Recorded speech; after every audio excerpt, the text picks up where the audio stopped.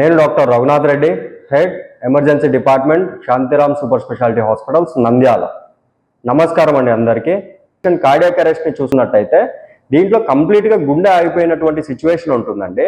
ఇక్కడ ఇమ్మీడియట్గా మనం సిపిఆర్ అంటే గుండె మర్దన చేయడం, లేదంటే హార్ట్ మసాజ్ చేయడం ద్వారా పేషెంట్ని మళ్ళీ తిరిగి పల్స్ తెప్పడం, అంటే గుండె కొట్టుకోవడం తిరిగి స్టార్ట్ చేయడానికి ప్రయత్నం జరుగుతుంది. ఎంత ఫాస్ట్గా స్టార్ట్ చేస్తే పేషెంట్ని బతికించే అవకాశం అంత ఛాన్సెస్ రేట్స్, సర్వైవల్ రేట్స్ పెరుగుతూ ఉంటాయి.